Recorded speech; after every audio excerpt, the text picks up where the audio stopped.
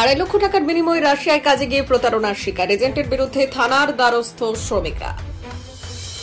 রাশিয়ায় কাজের কথা বলে নিয়ে যাওয়া বনগাঁর পরিযায়ী শ্রমিকরা প্রাণ বাঁচিয়ে ফিরে আসলেও এখনও চরম দুর্দশায় কাটাচ্ছেন জীবন। অভিযোগ, রাশিয়ার সেন্টারিং এর কাজের কথা বলে বানেশ্বরপুর বাজার এশিয়া ট্রাভেলস এর মালিক সুনীল রায়ের সীমান্ত এলাকা বনগাঁ এবং বাগদার বেশ কিছু যুবককে 2.5 লক্ষ টাকার বিনিময়ে রাশিয়ায় নিয়ে যান। আমি আমার সাথে অনেকদিন এজেন্টের সাথে পরিচয়, সেখান থেকে আমি বললাম দাদা আমি একটু কাজের অসুবিধে একটু যাবো। তা বলছে ঠিক আছে তুই আয় দেখা করে গেছি। বলছে কি এই কোম্পানি গ্লেস্টারি কোম্পানি, তা তুই যাবে? বলছে হ্যাঁ যাবো। বলছে সব কোম্পানির দিক থেকে সব খাওয়া দাওয়া যে সমস্ত যে কাজ বাজ সবই অ্যাকুরেট পাবি ওখানে। আমি লাগিয়েছি, লাগার পরে 3 মাস পরে ভিসা আসছে। ভিসার পরে আসার পরে যাক প্লেনের টিকিট সবই ধরিয়ে দিয়েছে। 2.5 লাখ টাকাও দিয়ে দিয়েছি। আমি এজেন্টের হাতে দিয়েছি। সমীর। এজেন্টের বাড়ি আছে বানেশ্বরপুর। তারপরে এখন টাকা পয়সা সব দেওয়া হয়ে গেছে। দিল্লি যে আমাদের অন্য জায়গায়, সে দিল্লি যে যেখানে ছুটি দিয়েছে ওখানে মানুষও শোয় না, যে পরিস্থিতি হয়েছে এখানে। তারপরে কাঁচড়া, পুরো কাঁচড়া, সেখান থেকে যাক কোনো কষ্ট মষ্ট করে 1 রাত থাকলাম। থাকার পরে আমাদের ফ্লাইট করলো। ফ্লাইট ওখানে যে দেখি যে রাশিয়াতে, রাশিয়া ওখানে দেখি গ্লেস্টারি কোম্পানি না আলাদা।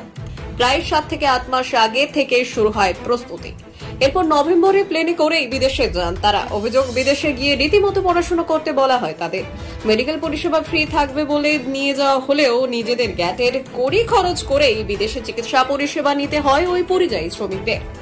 পরীক্ষায় পাশ করলে দেশে রাখা হবে, যদি ফেল করে তবে ইন্ডিয়ায় পাঠিয়ে দেওয়া হবে বলেও হুমকি দেওয়া হয়।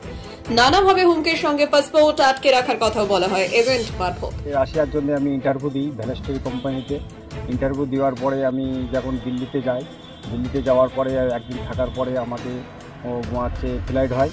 দিল্লি থেকে ফ্লাইট হওয়ার পরে আমি রাশিয়ায় যাই। রাশিয়া যাওয়ার পরে আমাদের যে প্রবলেম হয়, আমাদের কোম্পানি, আমি 2 কোম্পানি থেকে 3 কোম্পানিতে আমি বিক্রি হই।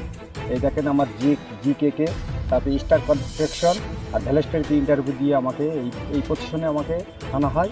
আনার পরে আমি যে স্কার ফোল্ডিংয়ে যে ইন্টারভিউ দিয়েছি, ডেট নিয়ে গেছি, আমাকে সে কাজ তো পাইনি।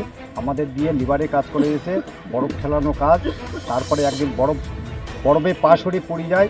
পড়ার পরে আমাকে ডাক্তারের কাছে যায়। ডাক্তারের কাছে গেলে ডাক্তার বলে যে তোমাকে নিজের টাকায় চিকিৎসা করতে হবে, যদি মারাত্মক হয় তোমাকে ইন্ডিয়ায় পাঠিয়ে দেবো। আমাদের এখানে কোম্পানির কোনো মেডিকেল নেই। যে কাজের কথা বলে তাদের নিয়ে যাওয়া হয়েছিল সেই কাজ না করিয়ে চরম মাইনাস টেম্পারেচারে বরফ ঠেলার কাজ দেওয়া হয়। শারীরিক অসুস্থতা সহ নানা সমস্যার সম্মুখীন হয়ে অবশেষে কোনো রকমে তারা দেশে ফেরেন। তাদের বলা হয়েছিল 90,000 রুবেল দেওয়া হবে, কিন্তু প্রতিশ্রুতি দেওয়া সেই অর্থ তারা পাননি বলেও দাবি করেছেন। নিজেদের কষ্টার্জিত অর্থ এমনকি ধার দেনা করে এজেন্টের হাতে বিদেশে কাজ করার আশা নিয়ে তুলে দিয়েছিলেন টাকা। এখন বাগদা, বনগাঁ সহ উত্তর 24 পরগনা জেলার প্রায় 20 জন, এরই পাশাপাশি রাজ্যের মুর্শিদাবাদ জেলার 30 জন পরিযায়ী শ্রমিক এমন সমস্যার সম্মুখীন হয়ে আছেন বলেই জানিয়েছেন দীপঙ্কর প্রামাণিক, সুখদেব সরকার, অশোক ঘোষেরা। ইতিমধ্যেই স্থানীয় প্রশাসনের দ্বারস্থ হয়েছেন তারা। অবিলম্বে তাদের থেকে নেওয়া অর্থ ফেরত দেওয়া হোক সেই দাবি জানিয়ে প্রশাসনের কাছে লিখিত অভিযোগ করলেও এখন কি সুরাহা মেলে সেদিকেই তাকিয়ে এই অসহায় শ্রমিকরা। প্রথমত আমরা বিদেশ যাই, বাড়ি থেকে রওনা দিই, বিদেশে পৌঁছে যাই। আর তিনি আমাদেরকে যেভাবে বলেছিল ঠিক তার উল্টোটা, যেটা বলেছিল ঠিক তার উল্টোটা হয়েছে আমাদের সাথে। আমাদেরকে এখান থেকে বলা হয়নি যে সেখানে যে তোমাদেরকে পড়াশুনো করতে হবে, প্লাস তোমাদেরকে ওখানে আমাদেরকে বলেছিল মেডিকেল পুরো ফ্রি, কিন্তু আমাদের ওখানে যাওয়ার পরে আমাদের নিজের পকেটের টাকা খরচা করে আমাদের মেডিকেল করতে হয়। এমনকি এটাও বলিনি যে আমাদেরকে পরীক্ষা দিতে হবে, ওখানে যে পড়াশুনো তো করতে হবে, পরীক্ষা দিতে হবে, পরীক্ষায় পাস করলে ওখানে রাখবে, ফেল করলে আমাদেরকে ইন্ডিয়ায় পাঠিয়ে দেওয়া হবে। তারপরে আমরা যে এত যে বিশ্বাসী হয়ে তার উপর বিশ্বাসী আমরা গিয়েছি, সেখানে যে ঠিক তার উল্টোটা হয়েছে। আমরা এটাই বলতে চাচ্ছি যে আমাদের যেটা হয়েছে আমাদের সাথে তার উল্টোটা কেন হলো। আর তারপরে আমাদের যে কাজের উদ্দেশ্যে আমরা গিয়েছিলাম সেই কাজটা পাইনি, সেই কারণে আমরা অনেক অসুবিধার মধ্যে পড়ে আমরা চলে এসেছি। আর এই মুহূর্তে আমরা যে পর্যায়ে আছি, আমাদের এখন যে যতটা দিনাদায়কের মধ্যে আমরা আছি, এই টাকাটা আমাদের কত কষ্ট করে কীভাবে এখান থেকে ওখান থেকে সুদে করে জিনিস বন্ধক রেখে আমরা সেই টাকাটা জোগাড় করে তার হাতে দিয়েছি। আমরা সেই টাকাটা আমরা যে ওখানে যে কাজ করব এবং আমাদেরকে কোম্পানি থেকে কোনো টাকাও দেওয়া হয়নি। মনোজকান্তি দাস, ওর বাড়ি আসছিলি।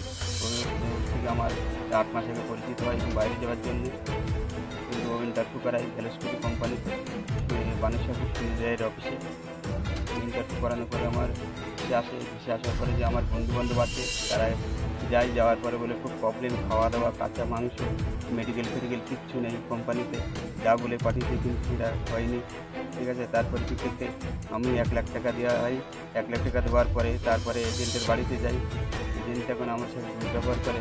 এখন এজেন্ট বলে যে সুনীল রায়ের কাছে ফোন কর, যে মেন এজেন্ট তার কাছে ফোন করে সে আমার দুর্ব্যবহার করে আর উল্টোপাল্টা হুমকি দেয় যে মামার বাড়ি পেয়েছিস, ঠিক আছে, তো টাকা পাসপোর্টও দেবো না, টাকাও দেবো না। হ্যাঁ, পাসপোর্ট আটকে দেয় সুনীল রায়, বানেশ্বর কোম্পানি যে মেন এজেন্ট।